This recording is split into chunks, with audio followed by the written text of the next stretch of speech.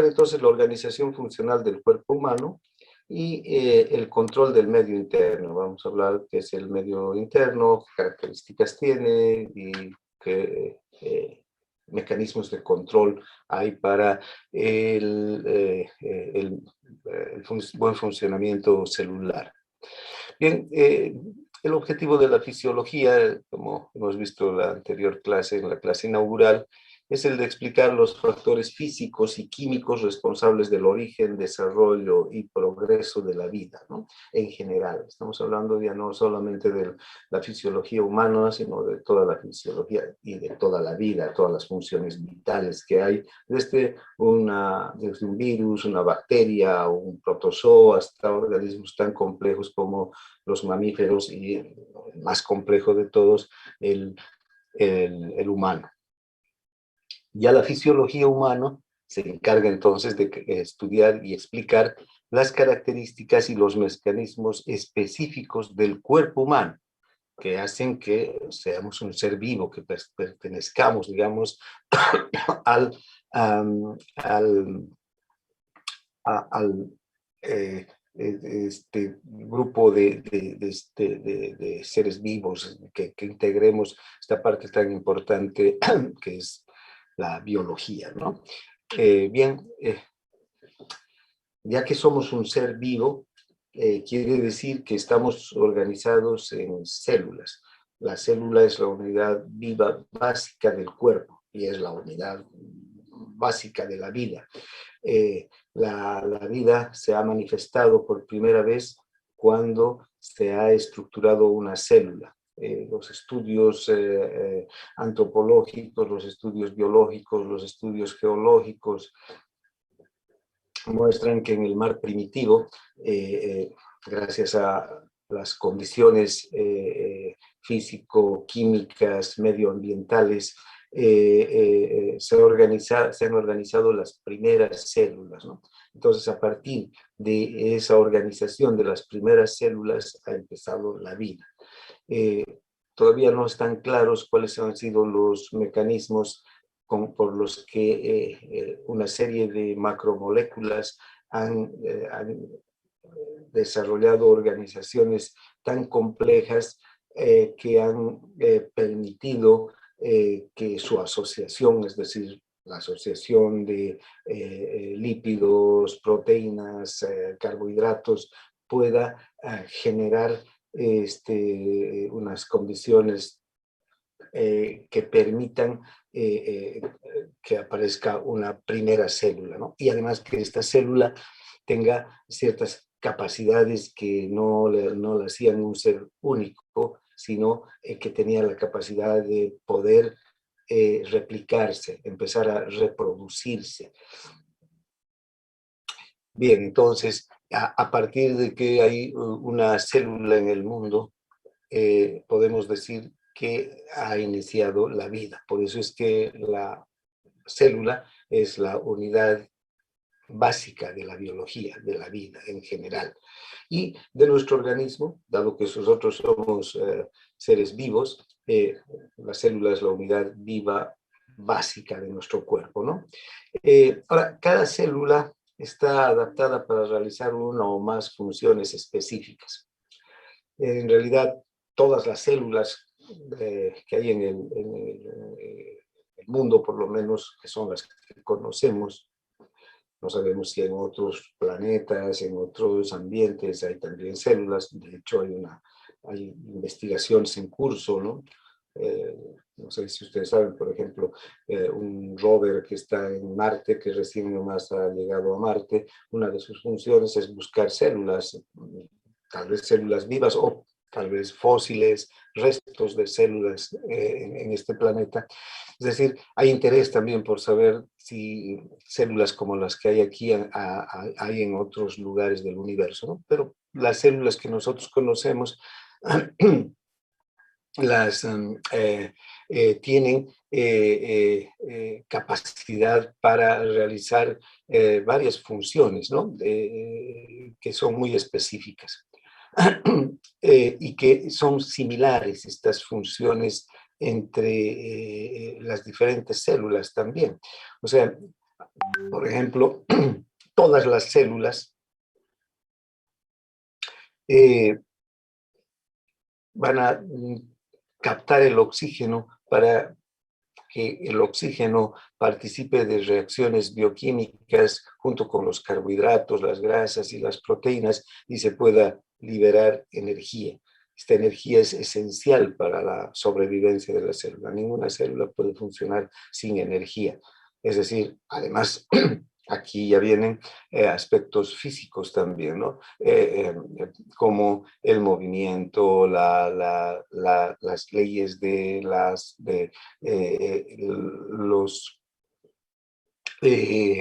generar energía eléctrica que no se podrían producir si es que no hay energía, una energía básica que se encargue de generar movimiento, por ejemplo. Luego,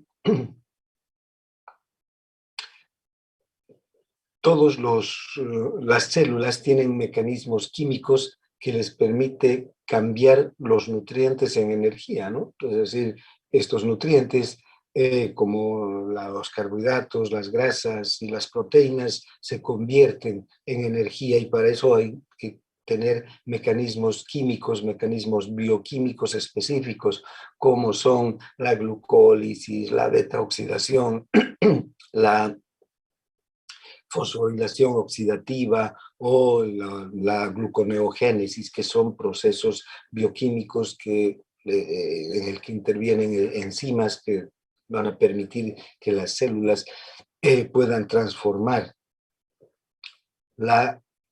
los nutrientes en energía. Además, todas las células, al producir energía, producen una serie de funciones, desarrollan una serie de funciones.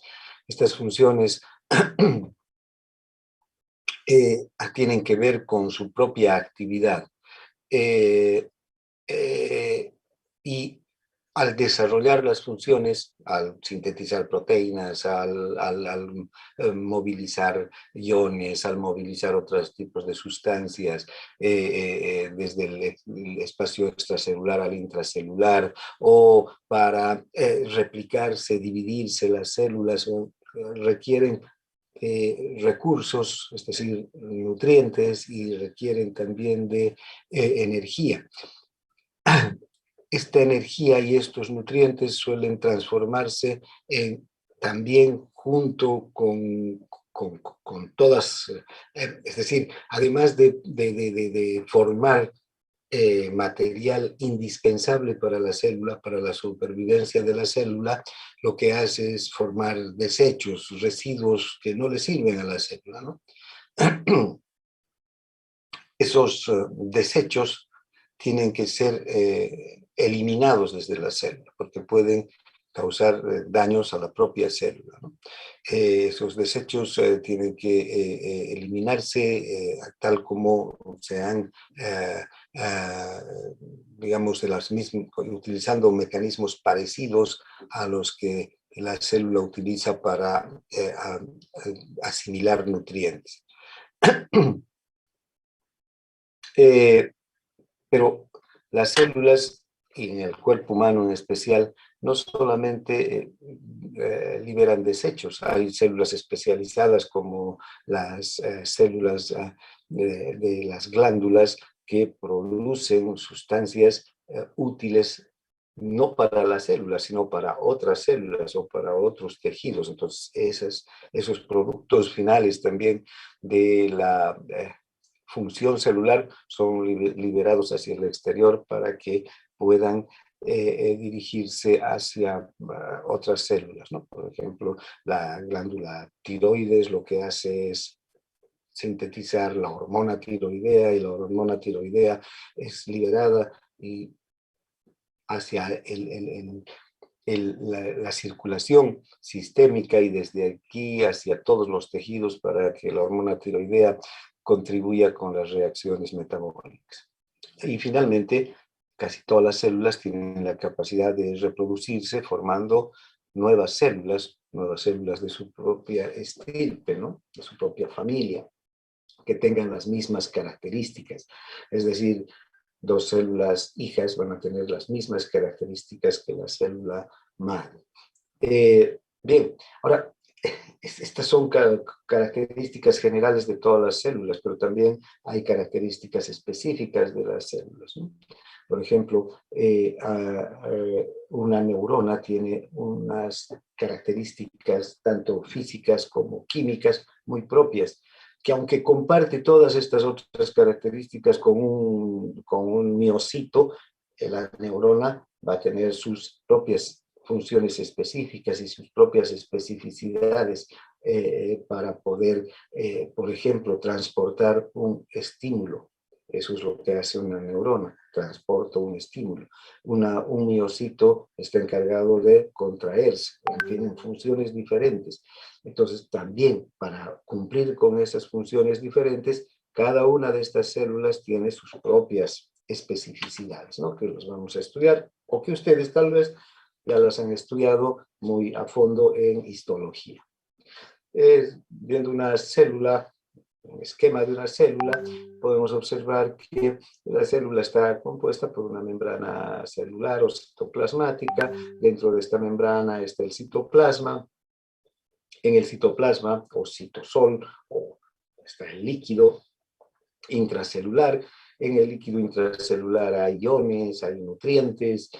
Además, también están dentro del citoplasma los organitos citoplasmáticos u organelas citoplasmáticas como mitocondrias, lisosomas, aparato de Golgi, retículo endoplásmico, y finalmente también en un lugar importante está el núcleo, ¿no? Que ocupa, digamos, una buena parte de la célula, y el núcleo es la estructura en el que están los genes, y estos genes son los que comandan todas las actividades que se van a desarrollar en la célula. El núcleo viene a constituirse en la central, ¿no? De control de la célula.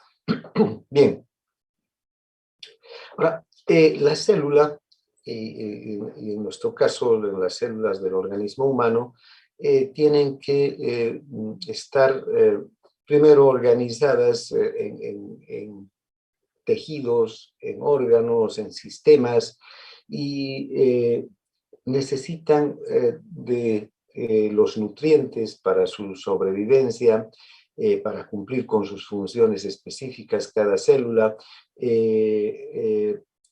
Por otro lado, también necesitan liberar hacia el exterior todos los, digamos, las sustancias de desecho, o también hormonas u otras sustancias que las células sinteticen o fabriquen. Entonces, las células de nuestro organismo necesitan estar rodeadas de un ambiente adecuado. Este ambiente adecuado es el medio interno o líquido extracelular. El medio interno está constituido por un tercio del líquido corporal total. El 60% de nuestro cuerpo es líquido, ¿no? Y de ese 60%, un tercio viene a constituir el líquido extracelular. Este líquido extracelular o medio interno rodea a las células, baña a las células, ¿no? Además, este líquido extracelular también transporta las sustancias que las células necesitan para su funcionamiento. El líquido extracelular se mueve constantemente. Primero se mueve a través de los vasos sanguíneos, porque parte del líquido extracelular es el líquido plasmático, o también se mueve desde el espacio intersticial, que también parte del líquido extracelular o medio interno es el líquido intersticial. Entonces, ven, los nutrientes, el oxígeno que las células necesitan,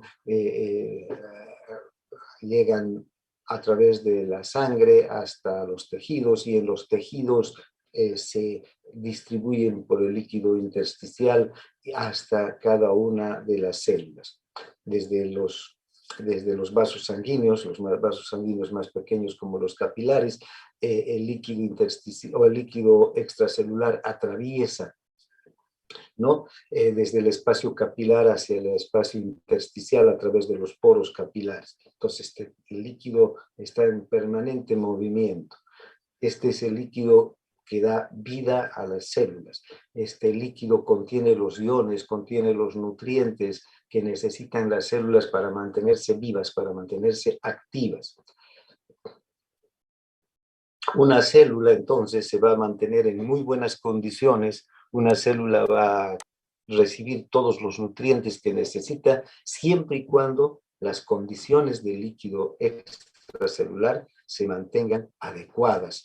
Y cuando hablamos de condiciones adecuadas, nos estamos refiriendo a que el medio interno, el líquido extracelular, tiene que mantener unas concentraciones de todas las sustancias que contiene dentro de valores relativamente constantes. ¿Qué sustancias están en el líquido extracelular y que la célula requiere y como indispensables para vivir? El agua, el oxígeno, los iones, glucosa, aminoácidos, ¿no? Grasas. Entonces, una serie de sustancias que siempre tienen que mantenerse en condiciones casi constantes, en concentraciones casi constantes. Por ejemplo, la concentración del sodio en el líquido extracelular es de 142 miliequivalentes o 142 miliosmoles por litro. Si sube la concentración del sodio a 150, por ejemplo, va a haber un desequilibrio osmótico con la célula. ¿Qué quiere decir esto de desequilibrio osmótico?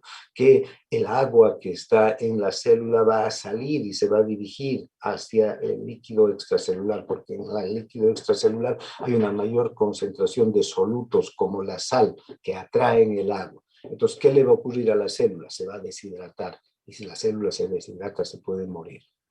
Por el contrario, ¿ven? Una variación de unos también 10 miliequivalentes litro hacia abajo.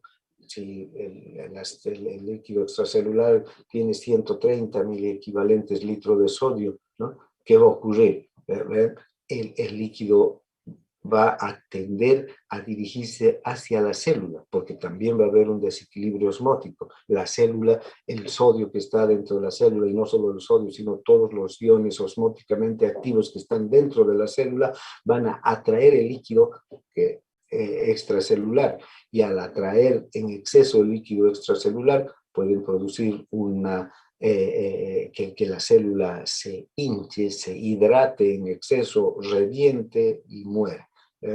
La importancia, les pongo un ejemplo de estos ejemplos. Durante el transcurso de la asignatura vamos a ver no solo cientos, sino miles de ejemplos en los que las concentraciones de iones, de solutos, de nutrientes tienen que mantenerse en condiciones casi constantes para que la célula pueda mantenerse viva. De lo contrario, un exceso o un defecto, una deficiencia de cualquier sustancia en el líquido extracelular puede producir la muerte de la célula. Entonces, vean, el líquido extracelular contiene ion sodio, ion cloruro, ion bicarbonato, oxígeno, dióxido de carbono, glucosa, ácidos grasos, aminoácidos, todas estas sustancias que la célula requiere para vivir. Por el otro lado, dentro de la célula también hay agua, el líquido intracelular, que tiene concentraciones diferentes a las del líquido extracelular. En el líquido intracelular hay más bien potasio, magnesio, fosfato en grandes cantidades. No quiere decir que no haya sodio y que también en el líquido extracelular no haya potasio. Existen, ¿sí? Existen cantidades muy pequeñas de sodio, por ejemplo, en el líquido intracelular, o de potasio en el líquido extracelular. Estas diferencias de concentración ayudan mucho al movimiento de iones, como vamos a ver después, cómo se mueven los iones entre la célula y el medio interno, el líquido extracelular. Como ustedes pueden observar, el líquido extracelular entonces tiene las sustancias esenciales para la vida de la célula, porque está transportando estas sustancias. Entonces está transportando desde el lugar donde han sido absorbidas, por ejemplo, todos los nutrientes, glucosa, ácidos grasos, aminoácidos, iones también son absorbidos junto con los alimentos en el intestino, pasan a la circulación, desde ahí la sangre tiene que transportar hacia los tejidos, luego atraviesan los poros capilares, llegan al líquido intersticial y del líquido intersticial ya se ponen en contacto directamente con las células, ¿no? Para que las células aprovechen de todas estas sustancias. O lo mismo ocurre con el oxígeno. El oxígeno es captado por el sistema respiratorio a nivel del alvéolo, se realiza el intercambio de oxígeno con dióxido de carbono. El dióxido de carbono se elimina y el oxígeno tiene que pasar hacia la circulación se encarga de elevar hasta los capilares, también a nivel de los capilares el oxígeno pasa al líquido intersticial y desde el líquido intersticial hacia la célula. Todas estas sustancias son esenciales para la vida de la célula. Cualquier desequilibrio en la concentración de estas sustancias puede producir la muerte de la célula, ¿no? Bien. Ahora, ¿qué es lo que conocemos como homeostasis? ¿A qué se refiere este término, la homeostasis? Este término fue acuñado, digamos, elaborado por George Cannon, un fisiólogo, Cannon, un gran fisiólogo que ganó el premio Nobel de la Medicina a principios del siglo XX. Cannon, luego de hacer muchos estudios en fisiología, llegó a la condición de que el medio interno era esencial para la vida de las células, ¿no? En ese entonces todavía no se conocía muy bien cuáles eran los mecanismos de mantenimiento de las células, cómo se nutrían las células, cómo las células producían sus desechos y los eliminaban hacia el exterior. Entonces, fisiólogos como Cannon fueron los precursores de los estudios muy específicos del medio interno. De hecho, ya Claude Bernard, un fisiólogo francés, uno de los más grandes fisiólogos que han habido, él fue el primero en describir las características del medio interno, y de hecho él le dio el nombre de medio interno a todo el líquido extracelular, Bernard. Pero Cannon posteriormente observó que era necesario que el medio interno se mantenga en unas condiciones casi constantes, lo que les decía hace un momento, ¿no? No puede haber variaciones en las concentraciones de iones, de nutrientes, de oxígeno. Si hay unos parámetros muy pequeños, hablando del sodio, por ejemplo, son 142 miliequivalentes la concentración de sodio en el líquido extracelular, pero si hacemos un ionograma vamos a ver que muy pocos tienen los 142 exactos, ¿no? Ese es un promedio, pero es un promedio que varía entre unos parámetros entre 140 y 145, ¿eh? O sea, no puede ser menos de 140 o más de 145, son parámetros bastante estrechos para las variaciones del ion sodio. Lo mismo ocurre, por ejemplo, con las variaciones del ion calcio, que solo tiene una concentración de 2.4 miliequivalentes litros. Entonces aquí la variación es menor todavía, o la variación del hidrógeno, una millonésima parte de hidrógeno que varíe, puede producir grandes alteraciones en el equilibrio ácido-básico. Entonces, ven, aquí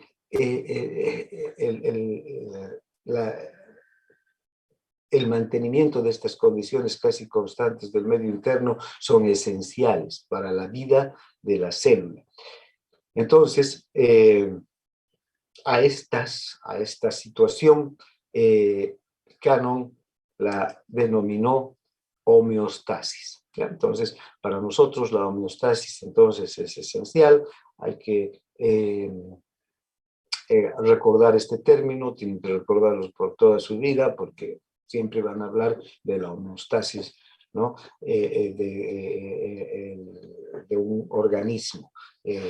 Cualquier alteración de la homeostasis va a repercutir directamente en la vida de las células. Se altera la homeostasis, se alteran las concentraciones de las diferentes sustancias que están en el líquido extracelular, va a haber una alteración en el funcionamiento de las células. Bien,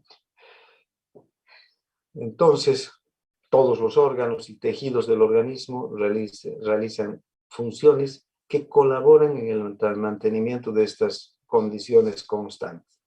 ¿Qué quiere decir esto?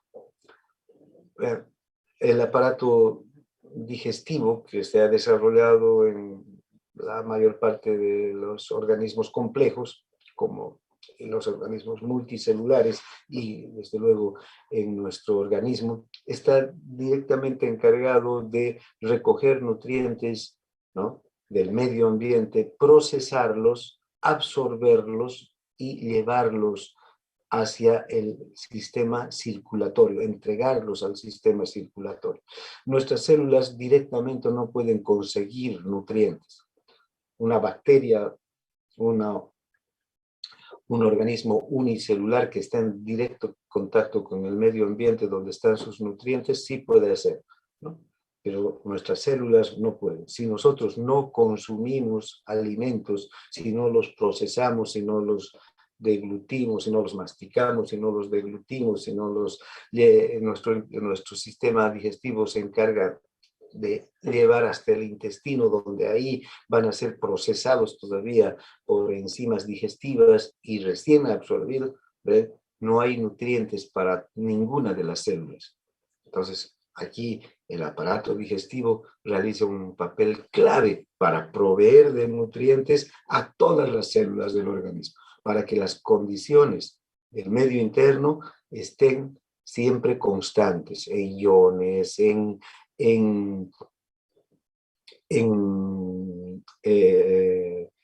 glucosa, en ácidos grasos, en aminoácidos, en precursores vitamínicos, etc. Lo mismo ocurre con el aparato circulatorio, ¿ya? De nada nos serviría consumir los alimentos y que lleguen al intestino si no hubiera un mecanismo para transportar esos nutrientes, y lo tenemos.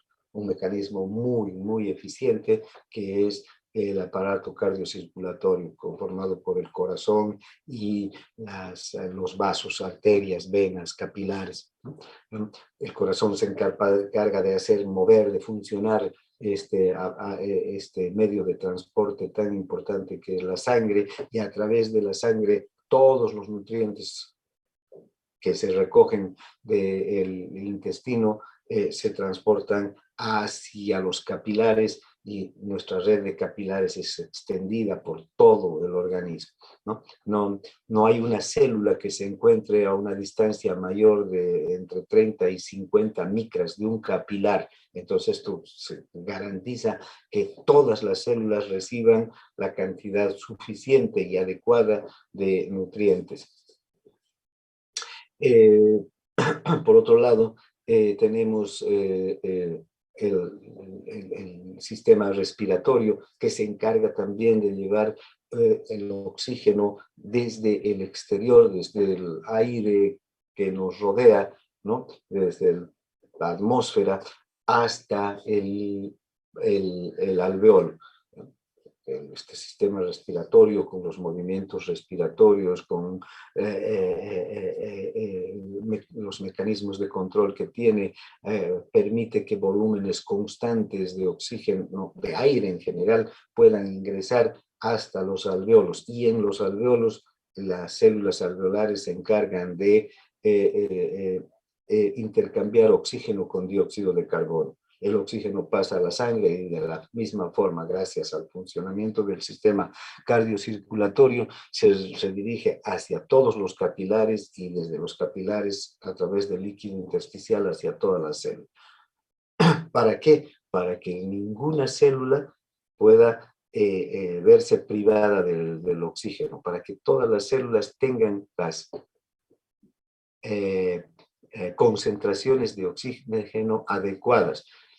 Si la célula está en reposo, la concentración de oxígeno que tiene alrededor es suficiente para sus actividades. Si la célula entra en actividad, en una intensa actividad, de la misma manera, las concentraciones de oxígeno que tiene alrededor son suficientes para que pueda realizar una actividad intensa, dentro de los límites fisiológicos normales, desde luego.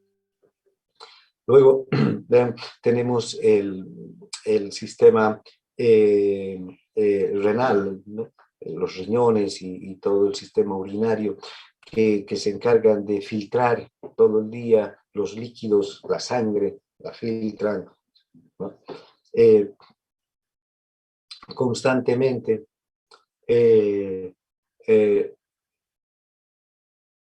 La sangre atraviesa los riñones y luego pasa a los túbulos renales en la nefrona, desde los glomérulos a los túbulos. ¿Para qué? Para ser filtrada. Todas las sustancias se filtran ahí y el riñón lo que se encarga es de reabsorber, conservar todos los electrolitos, todos los nutrientes que el organismo requiere para mantener el medio interno en homeostasis, ¿no? En condiciones casi constantes. Y lo que ya no nos sirve, lo que está por demás, lo elimina junto con la orina. La función del riñón es intensa. Cada minuto el riñón filtra toda la sangre de nuestro organismo y es capaz de determinar a través de varios sistemas de integración que tenemos, sistema nervioso y sistema hormonal, cuánto de todas las sustancias que está filtrando el riñón son necesarias para el organismo y entonces las reabsorbe nuevamente en los túbulos renales. Entonces, es una función enorme y vital la del riñón. De hecho, no podemos vivir sin riñones. Una persona no puede vivir más de 2 o 3 días sin el funcionamiento de los riñones. Todo esto con el fin de que el medio interno entonces mantenga unas condiciones casi constantes.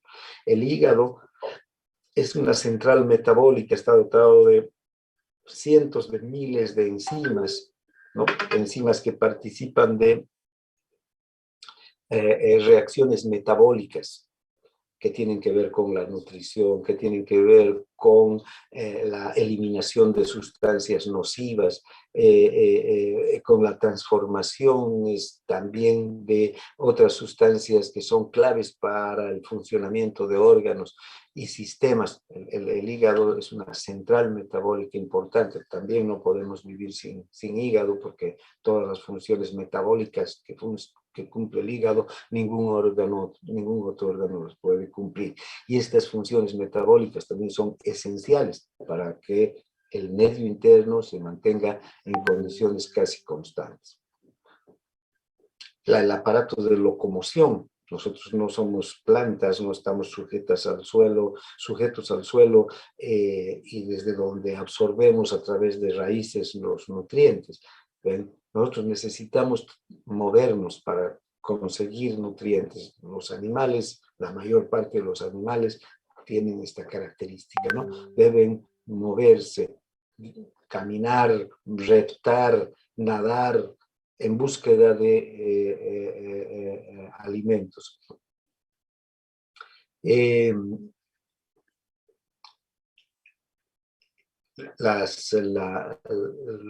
los músculos, el aparato músculo-esquelético en general, ¿no? Cumple esta función. Finalmente, el sistema nervioso es un mecanismo de integración de funciones, ¿no?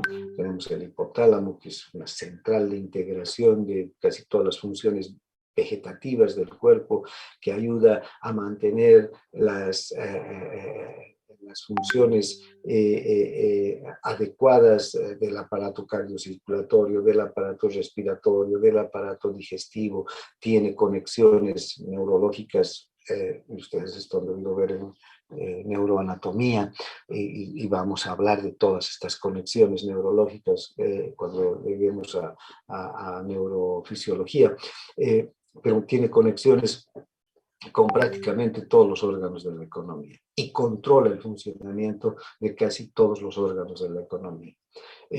Entonces, el sistema nervioso, tanto el sistema nervioso central, el sistema nervioso autónomo, son claves para la integración de las funciones. Nosotros no tenemos un aparato digestivo que funciona por su cuenta, no tenemos un aparato circulatorio que funciona por su cuenta o un aparato renal que funciona por su cuenta. Todos estos funcionan coordinados y hay mecanismos de integración de estos sistemas que están manejados por el sistema nervioso. Tanto por el sistema nervioso central como por el sistema nervioso autónomo.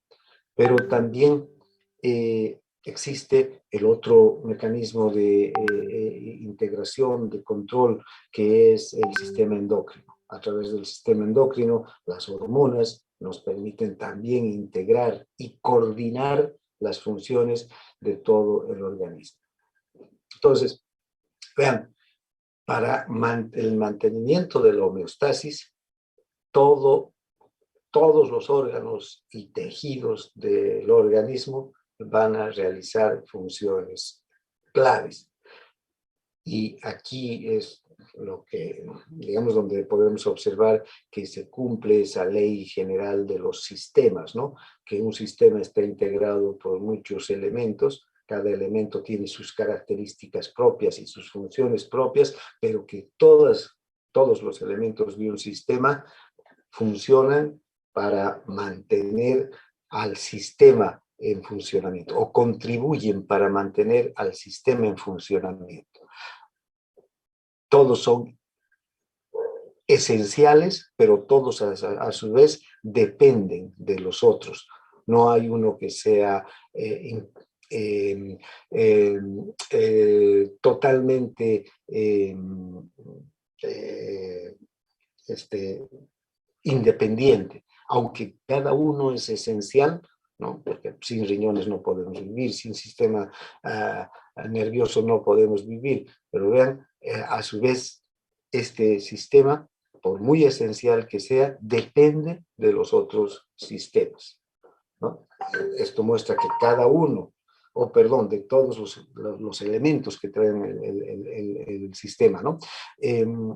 Cada uno es esencial, pero cada uno también depende para su sobrevivencia del resto. O sea, por muy esencial que sea el sistema nervioso, si no hay oxígeno, no vive. No sobrevive ni 10 minutos la célula nerviosa cuando se le priva de oxígeno. Por muy esencial que sea el sistema nervioso, si no hay glucosa para que la célula nerviosa cumpla con sus funciones metabólicas, tampoco va a sobrevivir, ¿no? Como cada uno de los sistemas depende de manera extrema del resto.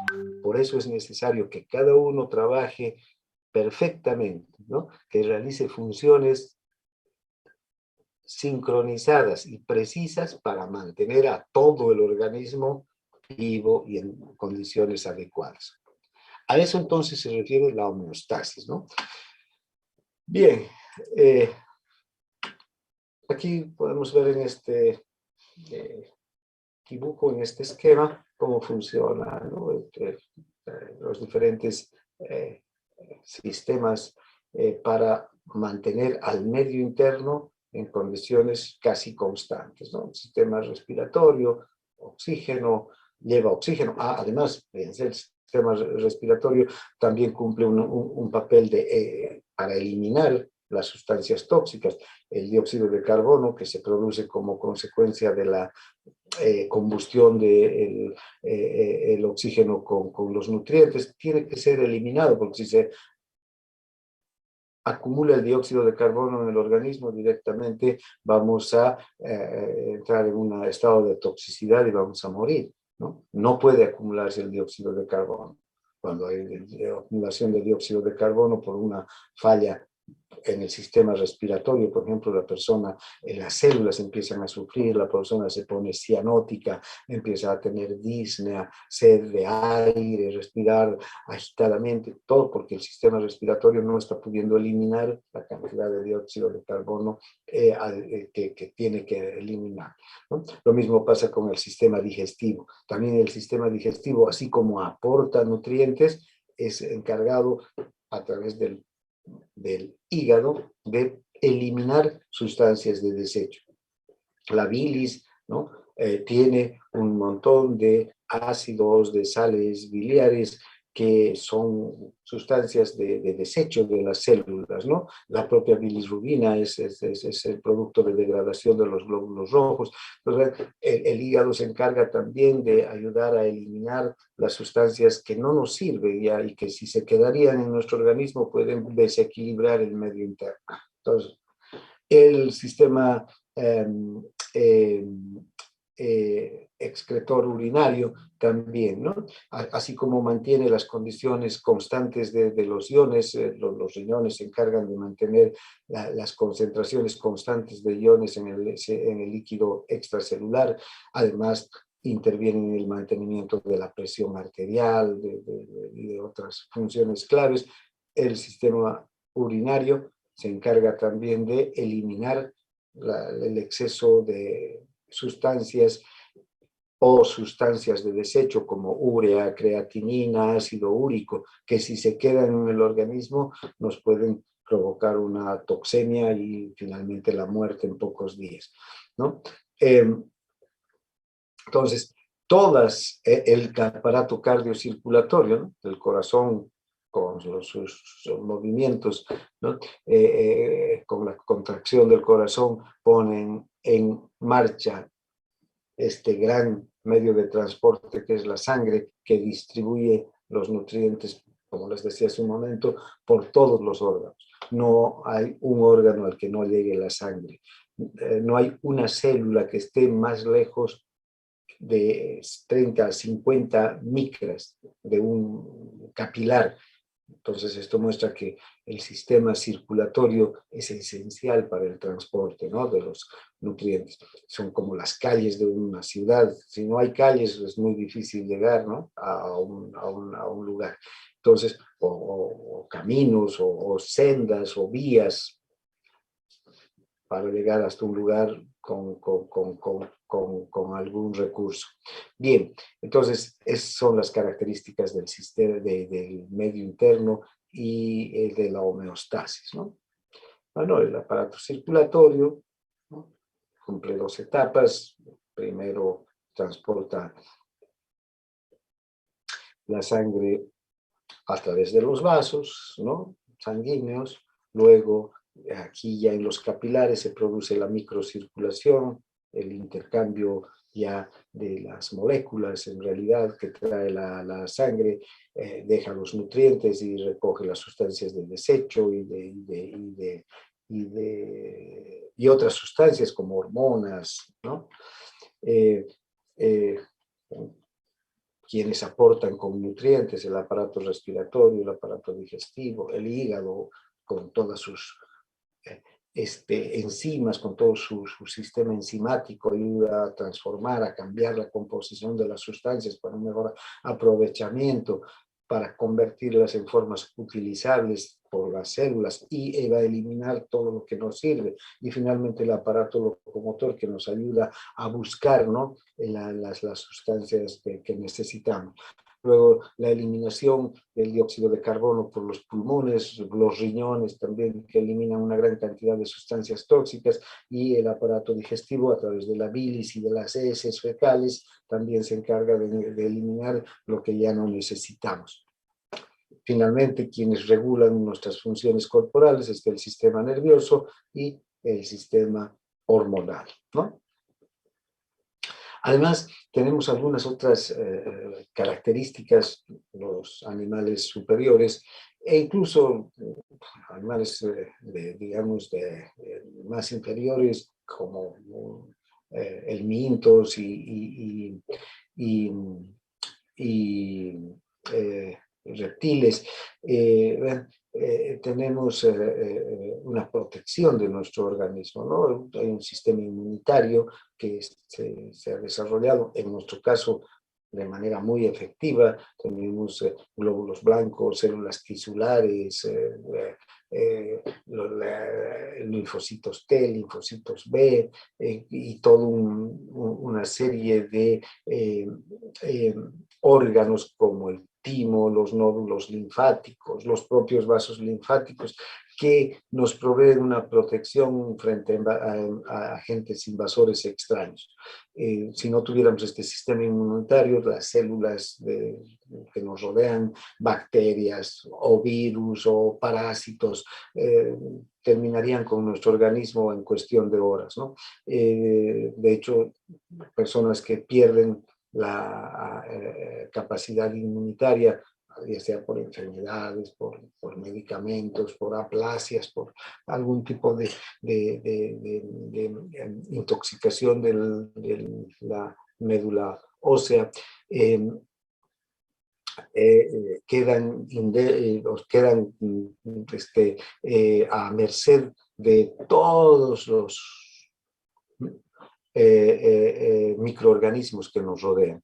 Los microorganismos que nos rodean, igual que nosotros, son seres vivos, buscan una oportunidad para sobrevivir, buscan una oportunidad para reproducirse, buscan una oportunidad para mantenerse como especie, y nuestros órganos y nuestro organismo debilitado es una oportunidad para ellos para sobrevivir, ¿no? Entonces, necesitamos de este sistema inmunitario. Todos los animales, desde los principios de la evolución, han tenido que desarrollar este sistema inmunitario para poderse defender de los microorganismos que nos rodean. También las plantas tienen sus propios sistemas inmunitarios. También tenemos un sistema tegumentario, ¿no? Es decir, tenemos como un revestimiento que nos protege, que nos aísla del medio, ¿no? La piel, por ejemplo, es un órgano totalmente impermeable, ¿no? Podemos entrar al agua y el agua no se entra al interior de nuestro organismo. El aire y todos los contaminantes que nos rodean no ingresan a través de la piel, excepto algunas sustancias demasiado tóxicas que no, pero en general, fíjense, la piel nos aísla perfectamente del medio que nos rodea. Tenemos las uñas, el pelo, las glándulas, ¿no?, que cubren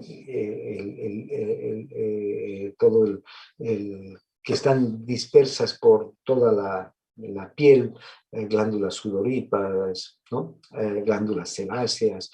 Todas estas estructuras, la piel, las uñas, el pelo, las glándulas que están en la parte superficial, no estamos hablando de las glándulas endócrinas, de las glándulas exócrinas como el páncreas o la saliva, aunque también la saliva cubre y protege las mucosas. Pero en general, vean, todas las glándulas sudoríparas, las glándulas sebáceas que tenemos en la piel, junto con el pelo, la piel y las uñas, amortiguan, protegen, aíslan a los órganos profundos, que son a los que hay que cuidar, ¿no? Y finalmente está la reproducción. Nosotros también, como una forma de mantener nuestra especie, de mantener nuestra vida en la naturaleza como especie, ¿no?, nos reproducimos, generamos nuevos seres que continúan con nuestra especie. Bien, entonces creo que son las características generales, ¿no?, del medio interno. Luego, estos sistemas de control del organismo, tenemos diferentes sistemas de control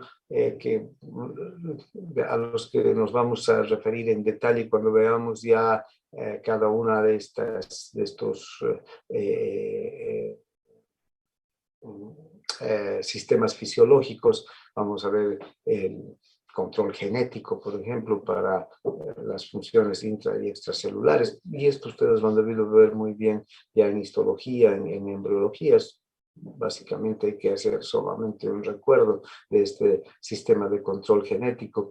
Lo más importante del sistema de control genético es la síntesis de proteínas, ¿no? Porque nuestras células todo el día funcionan sintetizando proteínas. Las proteínas son esenciales para la vida de la célula. Hay proteínas estructurales, proteínas funcionales que todo el día tienen que ser sintetizadas por las células. El aparato respiratorio, también cuando veamos el sistema de control del aparato respiratorio, vamos a ver cómo el sistema, junto con el sistema nervioso, regula la concentración de dióxido de carbono en el líquido extracelular. Si aumenta la concentración de dióxido de carbono, por cualquier motivo, se estimula el centro respiratorio que está en el bulbo raquídeo y se empieza a producir un aumento de la ventilación, es decir, respiramos más rápidamente para eliminar el dióxido de carbono que se está concentrando y no permitir que haya concentraciones altas de dióxido de carbono. Lo mismo ocurre con la concentración de la glucosa en el líquido extracelular. Necesitamos mantener una concentración casi constante de glucosa y un aporte de glucosa permanente, en especial la célula nerviosa solamente funciona con glucosa. Entonces el hígado, el páncreas regulan la concentración de glucosa. ¿Y cómo lo hacen? Primero, a través de la glucosa que llega al organismo a través de la dieta. Pero vean, esta glucosa puede desaparecer en horas. Entonces, para eso, el hígado, junto con el páncreas que produce la insulina, lo que hacen es guardar la glucosa, ¿no? La convierten en glucógeno hepático, en glucógeno muscular, ¿no? Guardan la glucosa para cuando estamos en periodos de ayuno. Si hemos desayunado en la mañana y no hemos comido nada hasta la noche, el hígado y el páncreas se encargan de empezar a recuperar la glucosa guardada, ¿no?, en el glucógeno, para mantener las concentraciones de glucosa constantes. Incluso si no comemos 3 días, ¿no?, el hígado y el páncreas van a empezar a transformar los ácidos grasos en glucosa y van a utilizar a los ácidos grasos como fuente principal de energía. Y si no comemos, no consumimos ningún tipo de alimento que contenga glucosa, también el hígado y el páncreas van a empezar a producir la gluconeogenia, es decir, producir glucosa a partir de aminoácidos, ¿no? Como esta función de mantener la concentración de glucosa en valores esenciales, en especial para la sobrevivencia del sistema nervioso, es esencial, ¿no? Es importante, y esto está a cargo del hígado y el páncreas. Los riñones también regulan todas las concentraciones de hidrógeno, sodio, potasio, todos los iones. La regulación de las concentraciones de oxígeno y dióxido de carbono está a cargo entonces del sistema respiratorio, del sistema circulatorio, ¿no? De hecho, como se garantiza que haya una concentración adecuada de oxígeno en los tejidos. Aquí la sangre tiene un papel clave a través de los glóbulos rojos y los glóbulos rojos de la hemoglobina. La hemoglobina es una proteína que tiene la capacidad más que una proteína, es un componente proteico, sí, pero tiene a su vez, es la globulina, es la proteína, pero tiene un grupo hemo que es capaz de captar oxígeno, ¿no? Los hierros del grupo hemo captan oxígeno. Cuando el oxígeno está en concentraciones altas. ¿Y dónde el oxígeno está en concentraciones altas? En el capilar alveolar. Pero también la hemoglobina es capaz de liberar el oxígeno cuando el oxígeno está en concentraciones bajas. ¿Y dónde está en concentraciones bajas? En el capilar sistémico. Entonces, esto permite, vean, que siempre haya una concentración de oxígeno adecuada en los tejidos. Esta función que tiene la hemoglobina, de digamos, esta unión reversible que tiene la hemoglobina con el oxígeno. Lo mismo ocurre con el dióxido de carbono. También el glóbulo rojo es capaz de permitir que el dióxido de carbono se transporte desde los tejidos hacia los alvéolos, ¿no? Convirtiéndolo en bicarbonato y facilitando el transporte del dióxido de carbono. Y el sistema nervioso, desde luego, cuando la concentración de dióxido de carbono está alta en los tejidos, inmediatamente se activa el centro respiratorio y la respiración se acelera, ¿no? Se vuelve más rápida, más profunda. También, para que la sangre circule adecuadamente, tiene que haber una regulación de la presión arterial. La presión arterial tiene que estar mantenida constantemente dentro de límites fisiológicos, porque la sangre en realidad no circula porque el corazón produce una fuerza mecánica de bombeo, digamos, ¿no? Si el corazón bombeara la sangre y no hubieran otras fuerzas físicas que ayuden a la circulación de la sangre circularía unos cuantos centímetros, 20, 30 centímetros, y no iría más allá luego de la eyección. Pero ¿cuál es la principal función del corazón?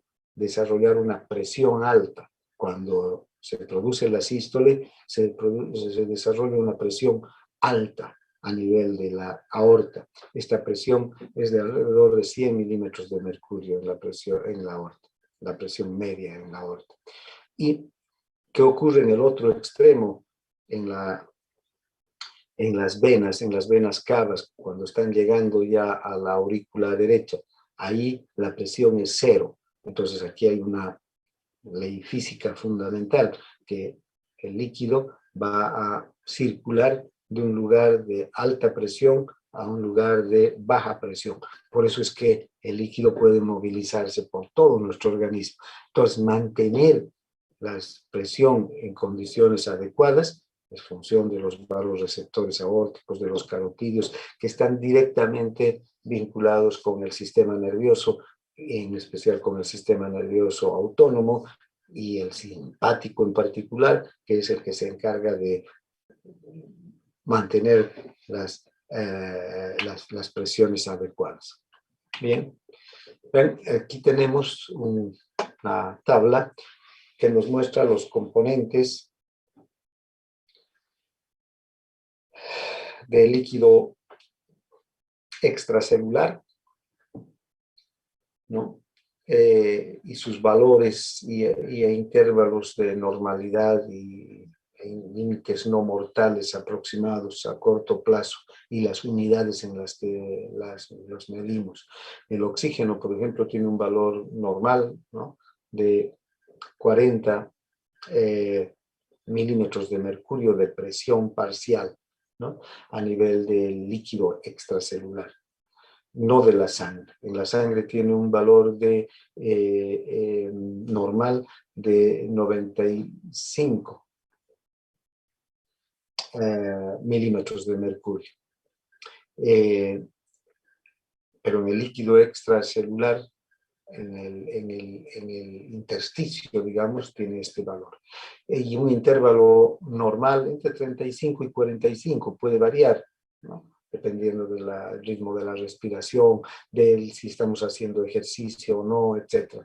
Y un límite no mortal a corto plazo, fíjense, puede haber una variación amplia del oxígeno entre 10 y 1000 milímetros de mercurio. Fuera de estos límites ya puede sobrevenir la muerte, por exceso o por defecto. El dióxido de carbono también, ¿ya? Un valor normal de 40 milímetros de mercurio, 35 a 45, un intervalo normal, y un límite no mortal entre 5 y 8, valores más estrechos ya para el dióxido de carbono. El sodio tiene un valor normal de 142 miliequivalentes y un intervalo entre 138 y 146, ¿no? Puede también tener un límite no mortal entre 115 y 175. Pero estos límites no mortales no quiere decir que estemos tranquilos, que estemos... quiere decir que no vamos a morir todavía, pero que se está alterando totalmente el medio interno, ¿no? Con cualquiera de estos límites, y que es urgente volver al intervalo normal, ¿no? Se tiene que volver, porque si estos límites se empiezan a ampliar aún más, el proceso se va a volver irreversible, ¿no? Lo mismo en el potasio, el límite es menor todavía. Y el valor normal es 4.2. El calcio es 1.2 de concentración en el líquido extracelular. Aunque en realidad, si vemos el calcio en la sangre, es de 2.4, porque en la sangre la mitad del calcio que está en la sangre está unido a proteínas plasmáticas. Cloruro 108, bicarbonato 28, glucosa 85 y una temperatura de 37 grados, que debería ser la normal, ¿no? El valor normal. Estos valores normales y estos intervalos son los que tenemos que recordar. También las unidades, ¿no? El oxígeno y el dióxido de carbono se miden en milímetros de mercurio. El sodio, el potasio, el calcio, el cloruro, el bicarbonato en milimoles por litro, o también miliequivalentes por litro, es lo mismo. Podemos decir 142 milimoles o 142 miliequivalentes, porque un equivalente que es lo mismo que un mol. A un mol se le puede también decir equivalente, ¿no? Y a un milimol también milimol o miliequivalente. La glucosa ya no se miden ni los aminoácidos ni los lípidos. Estas son ya macromoléculas, no son iones, son moléculas. Entonces tienen otras medidas. Vean, por ejemplo, y aquí estamos hablando de miligramos por decilitro de sangre, ¿no? Y bueno, la temperatura obviamente en grados centígrados en nuestro medio. Ahora hay algunos sistemas de control que utilizan tanto el sistema nervioso como el sistema hormonal, que son la retroalimentación negativa y la retroalimentación positiva. Cuando hablamos de retroalimentación, también podemos utilizar un término inglés que se conoce como feedback, ¿no? Feedback negativo, feedback positivo, pero en español hablaríamos de retroalimentación negativa o retroalimentación positiva. ¿Qué quiere decir retroalimentación negativa? Si algún factor se vuelve excesivo o deficiente, hay un sistema de control que inicia una retroalimentación negativa, ¿no? Que va a consistir en unos cambios que van a devolver ese factor hacia un valor medio determinado. Lo van a volver a la normalidad, entonces, para mantener la homeostasis. Para comprender mejor toda esta definición, ¿qué sucede? Por ejemplo, si hay una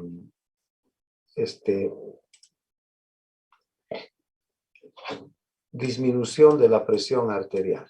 La presión arterial que tiene que tener 100 milímetros de mercurio, ¿no? Disminuye, por decir, a 50 milímetros de mercurio. Eso está disminuyendo, ¿no?, la presión.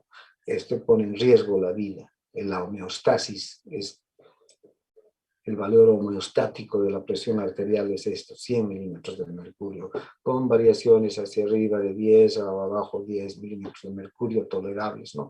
Intervalos normales, digamos, que no se puede aceptar. Pero 50 milímetros de mercurio ya empiezan a ocurrir cambios o alteraciones en el organismo, ¿no? La persona sufre mareos, puede tener síncope, puede tener un desmayo, ¿no?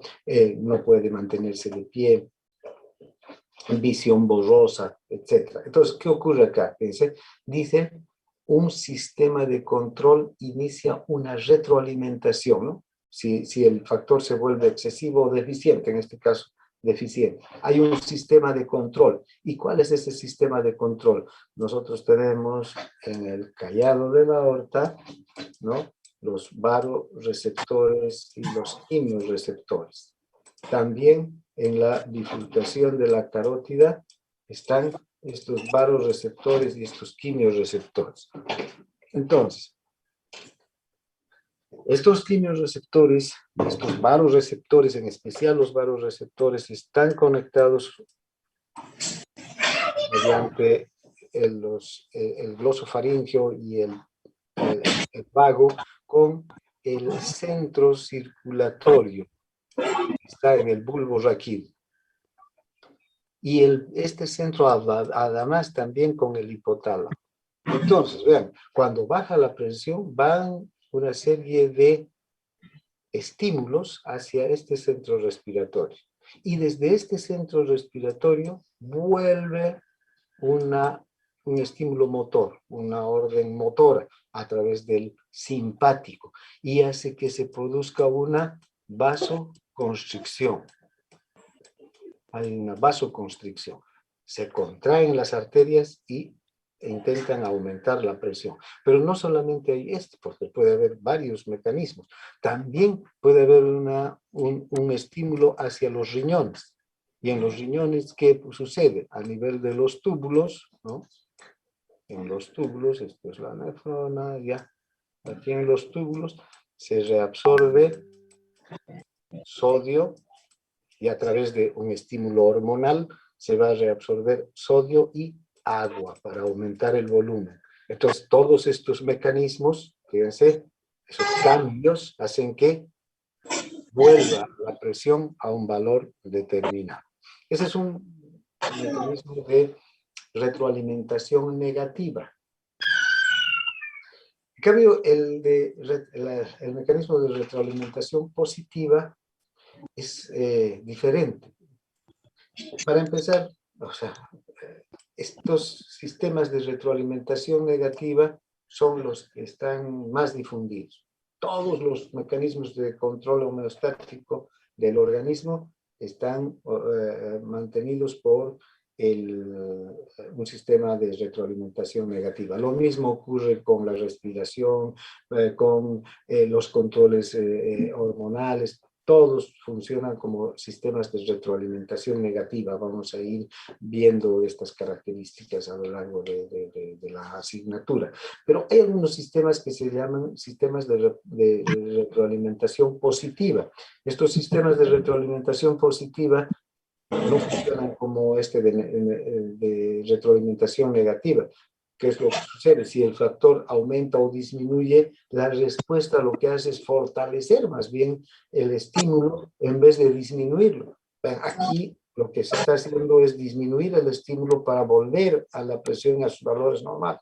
En este caso, más bien se fortalece el estímulo y se forma un círculo vicioso. Cada vez el estímulo es mayor y el factor también aumenta más y más y más, hasta convertirse en un círculo vicioso. Este círculo vicioso, en muchos de los factores de los sistemas de retroalimentación positiva o negativa, cuando se instaura un sistema de retroalimentación positiva puede llevar a la muerte de la persona. Hay muy pocos sistemas fisiológicos de retroalimentación positiva. Generalmente los sistemas de retroalimentación positivo son dañinos para el organismo. ¿Alguien tiene su micrófono abierto? ¿Lo puede cerrar, por favor?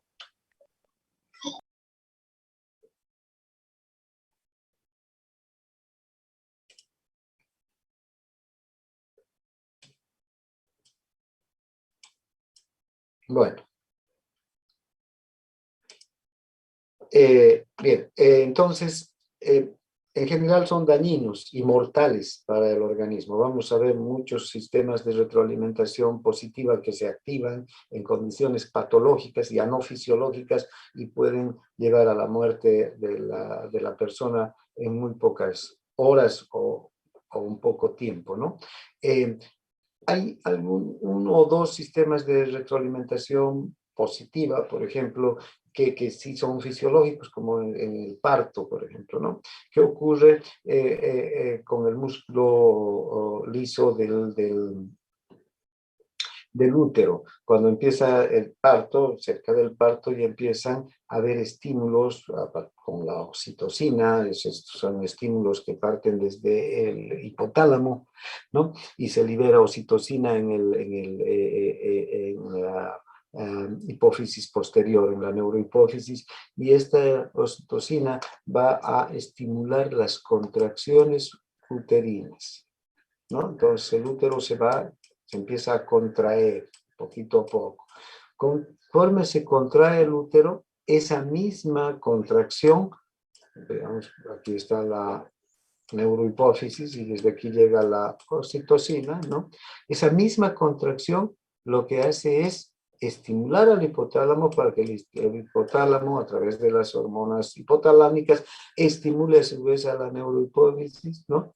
Y aquí a nivel de los núcleos supraóptico y paraventricular, estimule a la neurohipófisis. ¿Para qué? Para que produzca más oxitocina y hayan mayores contracciones todavía.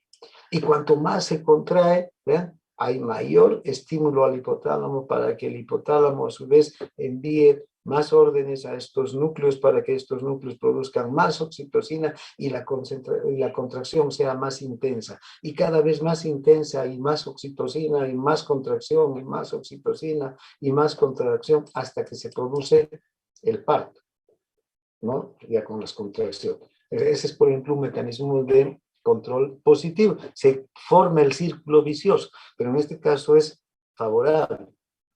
En la mayor parte de los sistemas o cuando se presentan sistemas de retroalimentación positiva en la mayor parte de los órganos de la economía de nuestro organismo, estos sistemas pueden conducirnos a la muerte si no se los para adecuadamente, ¿no?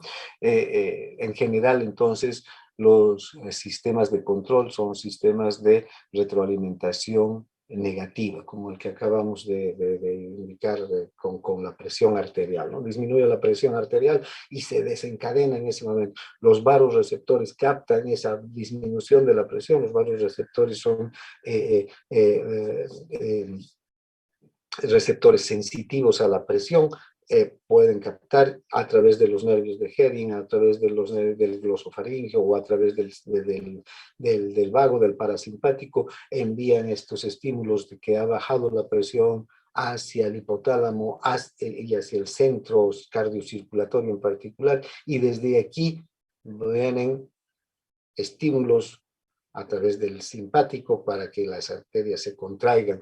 A nivel del hipotálamo también se envían órdenes hacia quién, hacia las mismas células estas de las células supraópticas y paraventriculares para que se produzca hormona antidiurética. Esta hormona antidiurética llega al riñón y reabsorbe agua, reabsorbe sodio, evita que se elimine agua y sodio, por eso se llama antidiurética, se opone a la diuresis. Todos estos mecanismos ayudan a que la presión vuelva a su valor medio, a su valor normal. Entonces son los sistemas de retroalimentación ¿no? Sistemas de control que se dan en el organismo.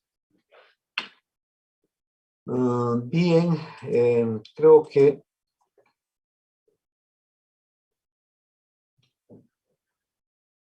hasta aquí vamos a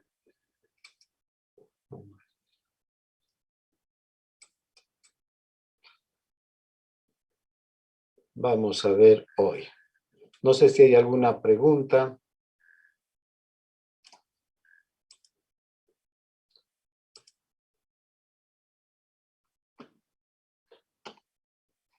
Si no hay preguntas, aquí terminamos. Nos vemos la próxima clase mañana. Gracias por su participación. Gracias, doctor. Muchas Gracias, gracias, doctor. Hasta mañana. Doctor, hasta luego. Gracias, doctor. Chao, chao.